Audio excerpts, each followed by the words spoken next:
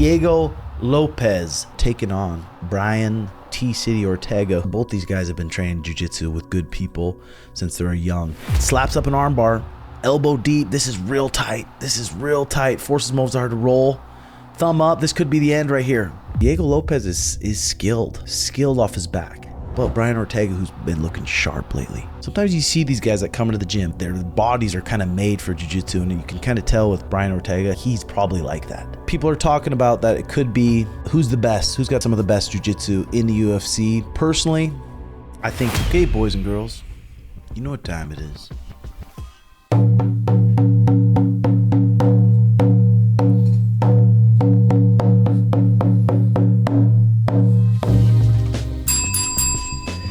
In this video, we're going to be talking about UFC 303 co-main event. It's going down this Saturday, and it's a banger of a fight.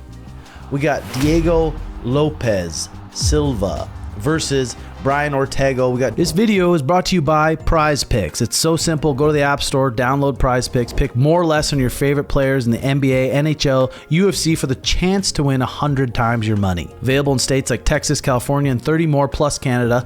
Deposit match with code TIMBO, all caps, when you sign up. Put $100 in, get $100 free. Okay, then you can play with it. You can pick more or less on punches, more or less on fight time, more or less on takedowns, and use code TIMBO. Diego Lopes, who's 5'11", 145 pounds, and he is born in 1994. He was raised in Brazil. Lopes began training Brazilian Jiu-Jitsu at a young age. As it was a tradition in his family to fight, he quickly began competing at the age of 7.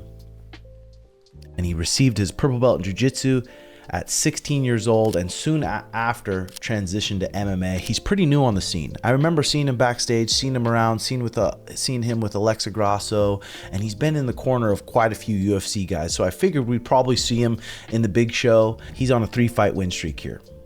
3-fight win streak. I know he got that fight with Movzar Evloev on like literally a week's notice. And this Movzar was the guy who everyone's scared of. Undefeated dude. Huge, scary. He fights him on a week. Let's take a peek here, kind of how that fight went down. Diego Lopes, he's got this mullet. We got him versus Movzar, who's got a Lloyd Christmas cut. Good day, mate. Hell of a wrestler and a hell of a haircut. Here we go, two orthodox guys. Looking to go toe to toe here. Early on, we get a takedown. So Movzar shoots into a kind of outside double leg. Diego Lopes counters with the right hand, cracks him, starts backing him up here. Boom. So Lopes throws a kick, a low kick. At the same time, Movzar reaches down, catches the kick, and throws a right hand. Watch again. Throws the kick. Catches it right hand, boom, he loses balance. Now Movzar's on top in Diego Lopes' guard. Diego Lopes decides to enter the legs here. And Movzar does a good job of just clearing his knee. Once your knee's cleared here, you're in a pretty safe position, kind of back steps. Still's got his leg tangled up here a bit. These leg entanglements, you gotta just make sure you're not late and clear your knee. So now he's on top of him in the guard, already threatening a triangle, Diego is. And now we're in the full guard. In the full guard, when you're on your back, you want your hands inside. You want your hands inside the guy's arms, grabbing his head so he can't punch around you. Just like Diego's doing here. Hands are inside.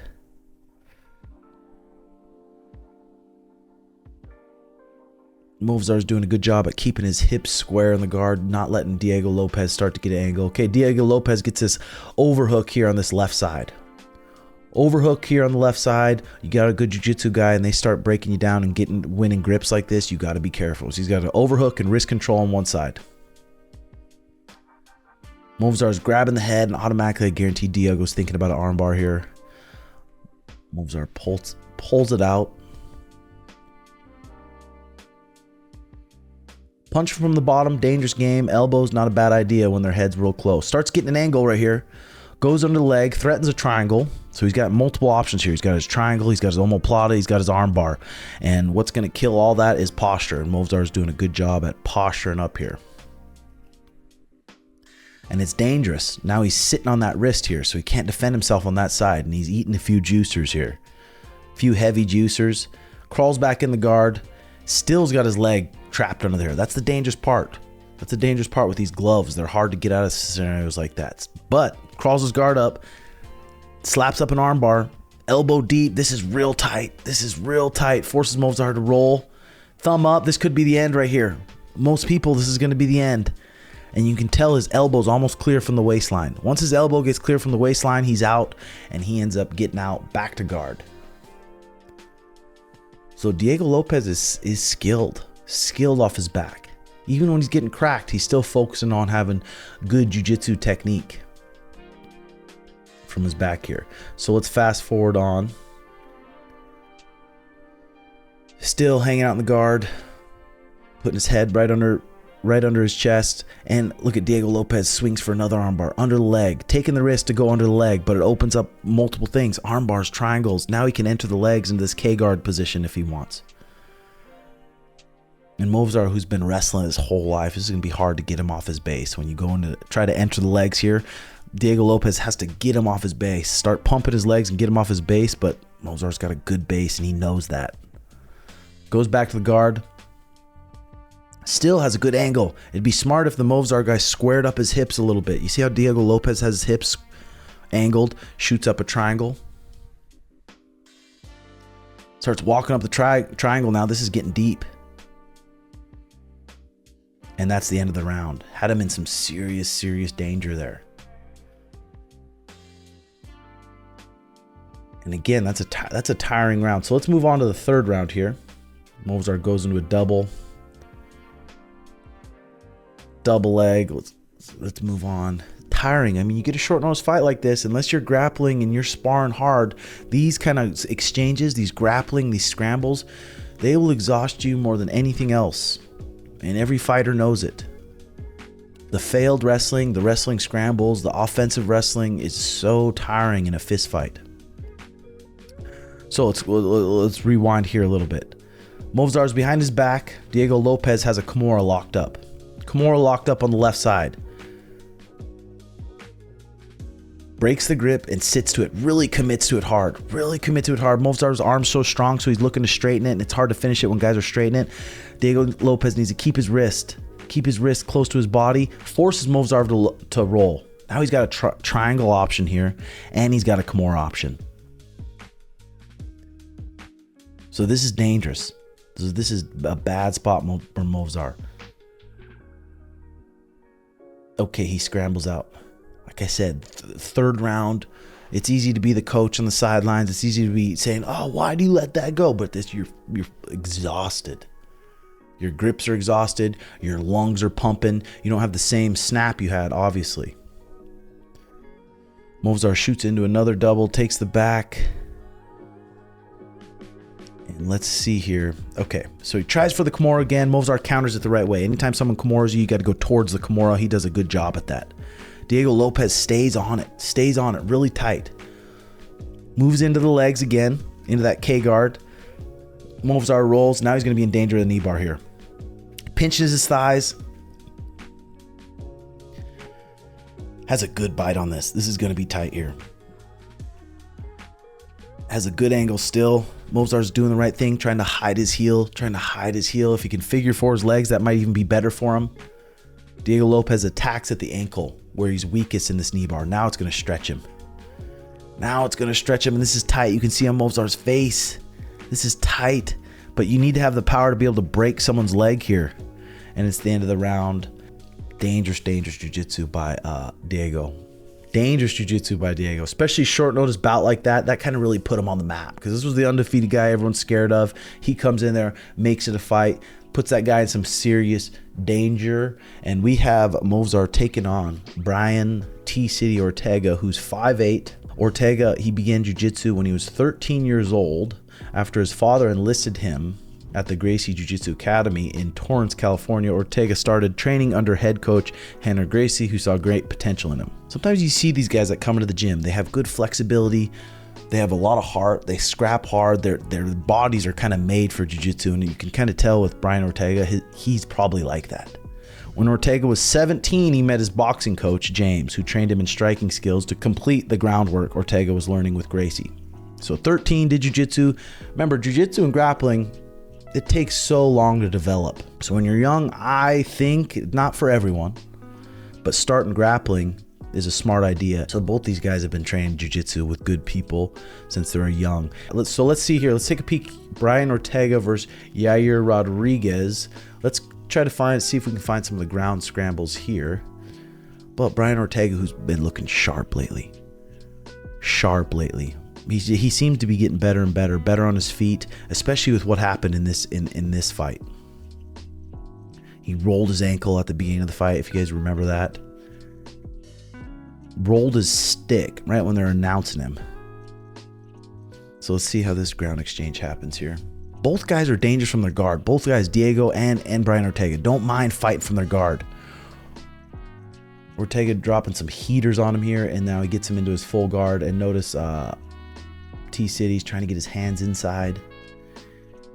Hands inside, good wrist control here where he can possibly swing for an armbar. But this is a dangerous position to be hanging out in. You got to have the guy all the way away from you or all the way close to you. And that halfway point, you're going to be damaged. And when your head's getting smacked on the ground like that, it doesn't have anywhere to go. It's bouncing off the canvas. So yeah, feet on the hips might be a better tactic here. Try and throw up triangles. Remember, with these good jiu-jitsu black belts, you can't overswing or you can't have the wrong reaction. If you do something a little off kilter and you're late, you're going to be fighting off a submission. These good black belts are going to be able to finish it. Yair Rodriguez is a black belt also. Kind of gets sloppy here with a knee cut, doesn't have an underhook.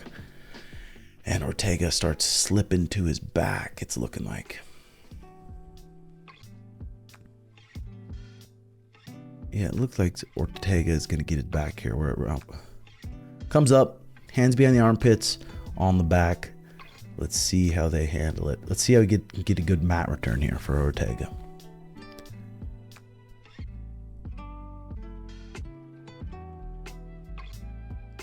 Still behind the armpits. Here comes the mat return. Trips him, sits him to his butt, ends up on mount. Very dangerous place for this to have Ortega on top of you. In mount, but there's only 10 seconds left. 10 seconds left. They end the round right here. So let's move on to round two. Round two, early on, it looks like Ortega takes a shot on him. Head inside, single leg.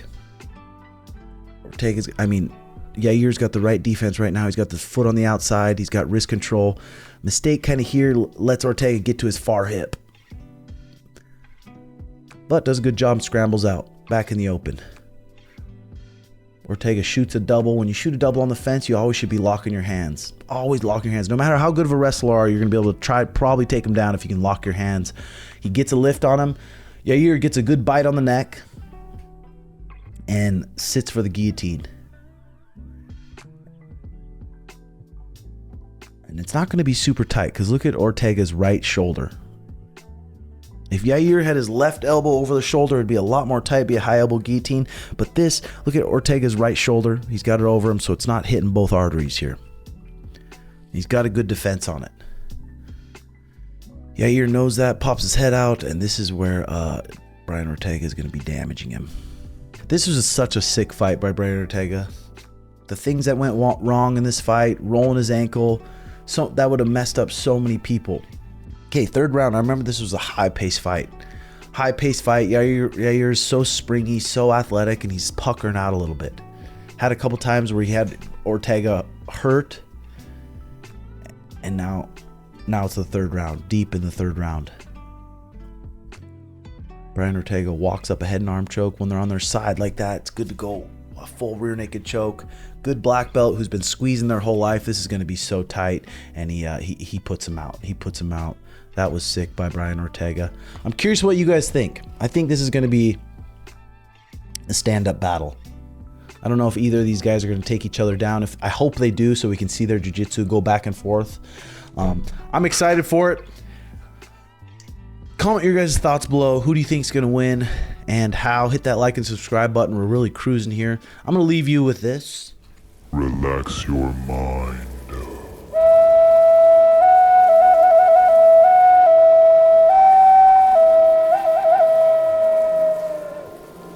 I will see you guys later this week. Love you all. Bye-bye.